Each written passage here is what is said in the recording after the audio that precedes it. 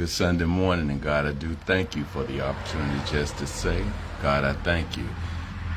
Throughout this week, and just doing what I normally do, meeting people, talking to people, listening, and just getting a better understanding with life and the obstacles that we're blessed with.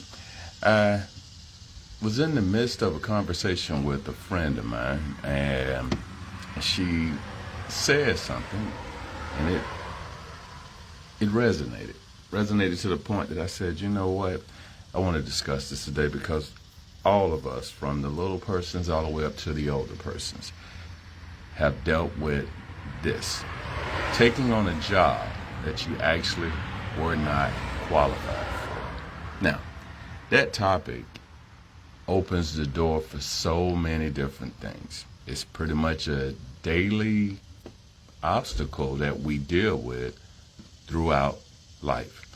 But I'm going to open the door this way to kind of bring everybody with me, hopefully. I can recall two jobs in particular that I was given, that at the time that I received those jobs, I wasn't qualified to do those jobs. And being a husband and being a parent. The grandparent thing, that one came easy because the game had slowed down, so I had that one under control, or better yet, I got it under control. But those other two, I had no idea what I was walking myself into. I've heard stories about what I should do. I've listened to the preachings. I've paid attention to what I saw. But none of that actually gave me the qualifications to be able to do the job when it was my turn to lead. And not being qualified could have put me in a place where I would have quit and walked away and gave up. But I stood the course. And by standing the course, I was learning on the job. And it helped me become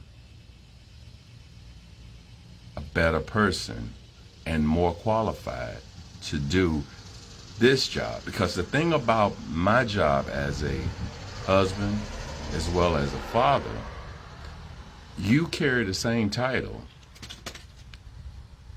but your job is going to be completely different than mine. And that was one of the things that I had to come to terms with. Because what I see my neighbor being able to do and how they're doing it didn't have anything to do with what I have to do. Because the dynamics of my home is completely different than anybody else's. I'm talking from that standpoint just to get your attention just for a second. When I said this is something that from the smallest child to the oldest adult can and have dealt with. Maybe you didn't see it from the lens that I'm sharing it, but you did. To that child, each year you are getting ready to go to that next grade. You're going in, and some of you truly earned the right to be there. Some, you were pushed along. And you know that you were pushed along. That's why you're walking in and you're not feeling the confidence that maybe you should, because I did not do what I needed to do to get here. It happens. You were given that job,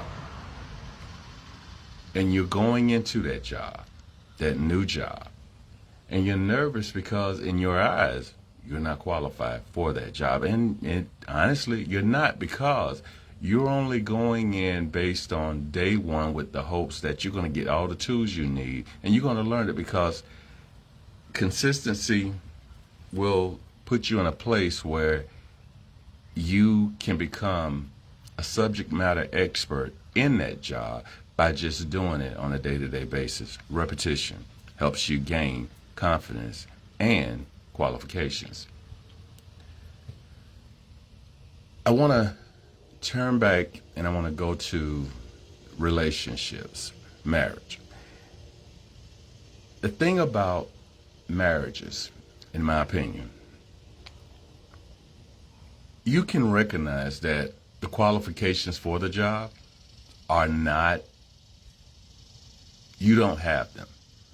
And as I said, you have the ability to quit and just give up on that. But you decide to stay the course, and here's where we get interesting.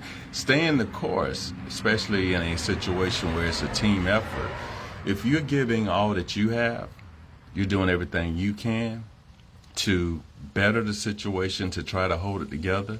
If it's only you doing what you need to do, but someone else is not seen or taking the time to look in that mirror and realize it's a two-way street and we both have to work to get this to become the better version, it's a difficult fight.